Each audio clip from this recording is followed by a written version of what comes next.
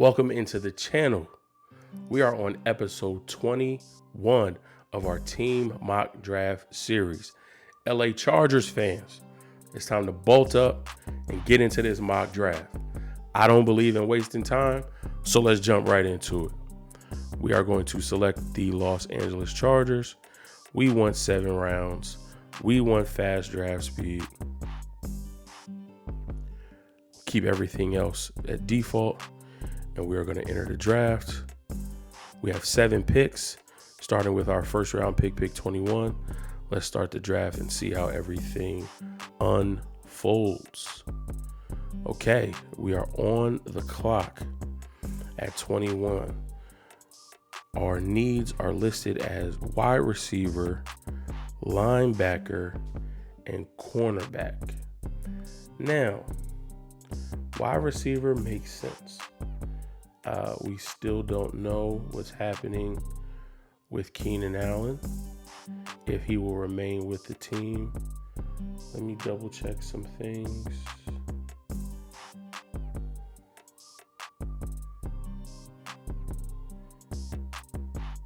He's not listed in the additions just yet, but I also don't think he is listed in the loss column either.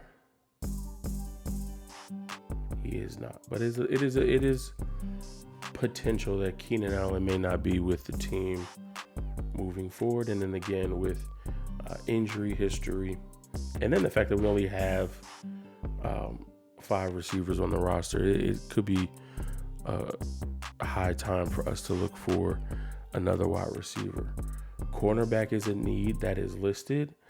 However, we do have J.C. Jackson returning from torn ACL, Asante Samuel Jr., who had an amazing year last year, Michael Davis as our third. So yeah, I think we need depth at that position. I think free safety with the unexpected retirement of Nasir Adderley. Free safety is a position that we definitely want to look at. But I'm going to go in a little bit different route. Austin Ekeler has requested a trade. I think the Chargers are looking into some ways to make that happen, to see what they're able to do, possibly adding more to their draft pick total. So they have 7, maybe adding some more to that, getting up to 8, 9, maybe 10 picks, depending on the type of haul that they can get for Austin Ekeler. But I think losing Austin Ekeler in this offense would be a huge blow. I think they'll be able to soften that blow by drafting Bijan Robinson at 21. Now, I'm a 49ers fan, as you can see, but I'm a low-key Chargers fan. A huge fan of Justin Herbert. Huge fan of Rashawn Slater. Derwin James, one of my favorite safeties. You watched him at Florida State. Khalil Mack, he's a beast. Kenneth Murray Jr., that's my guy. Obviously, we got smaller bears, so been a fan of Joey B, Big Bear, Asante Samuel Jr. I mean, I'm a low-key Chargers fan. If the Chargers get Bijan Robinson to replace Austin Ekeler and put him behind Justin Herbert in that offensive line, Chargers going crazy. Chargers are going crazy. Okay, linebacker is a need. We did sign Eric Kendricks, free agent who was released by the Vikings to go next to Kenneth Murray. But Diane Henley is here. I think that would be really, really good value at 54. If we're looking at wide receiver, Tank Dell is here. Most of the top guys are gone. But you could look at a Rashee Rice here, Michael Wilson, A.T. Perry, Keyshawn Boutte from LSU. Some other guys here. If Keenan Allen does decide to move on, we still know that Mike Williams is our number 1. Herbert has built a good rapport with Joshua Palmer. So we just need a complimentary wide receiver. At 85, will we be able to get Tank Dell? Possibly not. You don't want to risk it, right? Because I think Tank Dell would be a really, really good complement to what this team wants to do on offense. Linebacker is in need, though. Daiyan Henley is just too good a value to pass up at 54 if he's on the board. So I say go Henley here. And if Tank isn't on the board at 85, then we look to go another wide receiver. But he is here. Tank Dell is on the board at 85. Boom. We snatch him up. So now we get the complimentary wide receiver that we need. Tank Dell has speed. He's going to do a lot of damage in the slot. A good compliment to Keenan Allen and Mike Williams, or to Mike Williams, Josh Palmer. Really, really good. 125.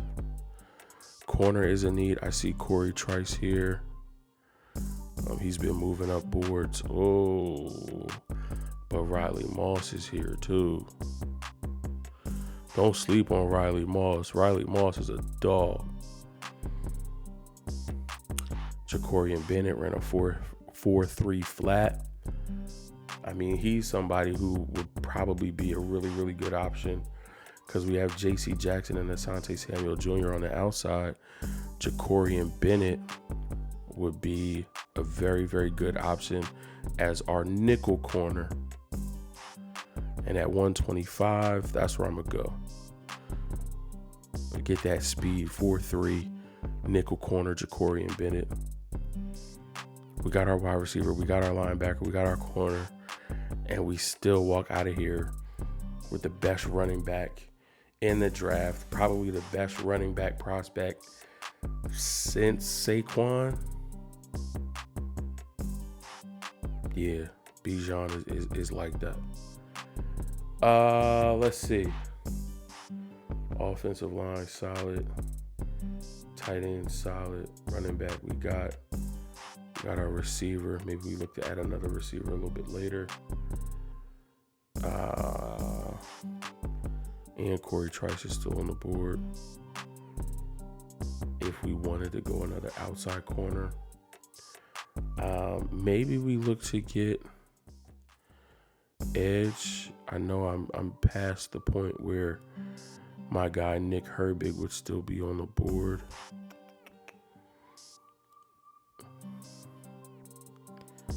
I'm looking for my 4.3 guys.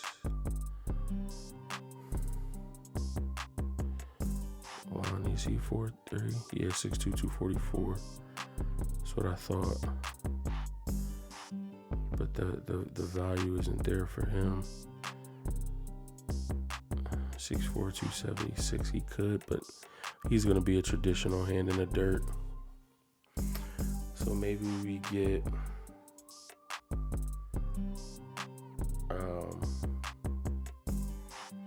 maybe we could look to come back to get Lonnie Phelps. Maybe at 200, maybe at 239. Let's go back to best available. I did talk about bringing a safety in for that free safety position, so I think this is a good spot to take Anthony Johnson Jr. to come in and battle for possibly starting at that free safety spot opposite Derwin James. Maybe a long shot for a 5th round pick, but I think you gotta bring the guys in and see. I mean, Tariq Woolen was a 5th round pick at corner for the Seahawks last year, and you were able to see what he was able to do in the right situation with his talent, with all of the ability that he has. So there's definitely an option there. Where did we say we wanted to go? Edge. So I feel like I don't want to risk it. Let's go Lonnie Phelps at 200. We got Joey Bosa, Khalil Mack, Chris Rumph. But we still need, more depth there. Rotational pass rush. So we'll go Lonnie Phelps. Let him learn under Khalil Mack.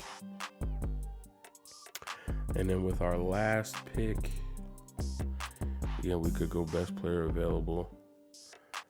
Jonah Tavai. 6'2", 290, a little bit undersized.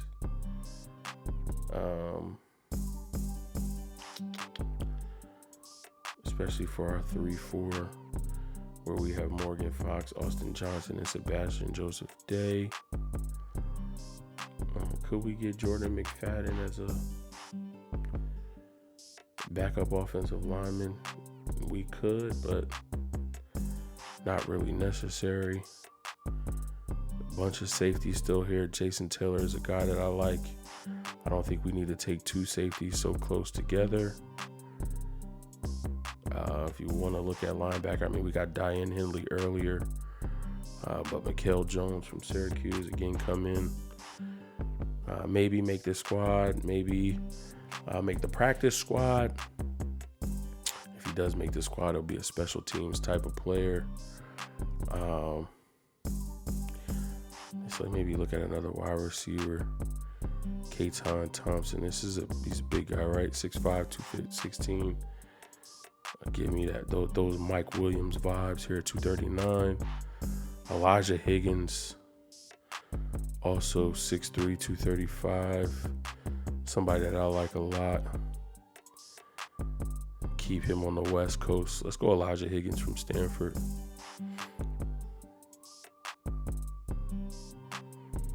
And that is going to do it. Let's take a look at our draft and see how we did. Whoa, they gave me a D+ for Bijan. That's crazy. We still got an A overall in the draft. They gave us a D+ for Bijan. I don't think so. I think if this team moves on from Austin Eckler and gets Bijan at 21, that would be nuts. So round 1, pick 21, we get Bijan Robinson, running back from Texas. Round 2, pick 54, we get linebacker Dion Henley from Washington State. Round 3, pick 85, we get wide receiver Nathaniel Dell from Houston. Round 4, pick 125, we get cornerback Jacorian Bennett from Maryland. Round 5, pick 156, we get safety Anthony Johnson Jr. from Iowa State. Round 6, pick 200, we get edge rusher outside linebacker Lonnie Phelps from Kansas. And round 7, pick 239, we get wide receiver Elijah Higgins from Stanford. Chargers fans, tap in. Let me know how you like this draft. Let me know what you like, what you didn't like, what you would do differently. Sound off in the comment section. I, as a quasi Chargers fan, I would be dumb excited if they got Bijan Robinson, and now Justin Herbert has Bijan Robinson to hand the ball off to, and that offense has a true number one back. Not to say that Austin Eckler isn't, because Austin Eckler provides so much with running the ball, catching the ball out of the backfield. It's probably his biggest strong suit. But Bijan, I think, from the running back position adds a different element to that offense, adds a little bit more power, adds a little bit more grit, a little bit more ground and pound. And I think that's something that this offense needs. I think this offense can benefit from being a little bit more physical instead of being, finesse as they were.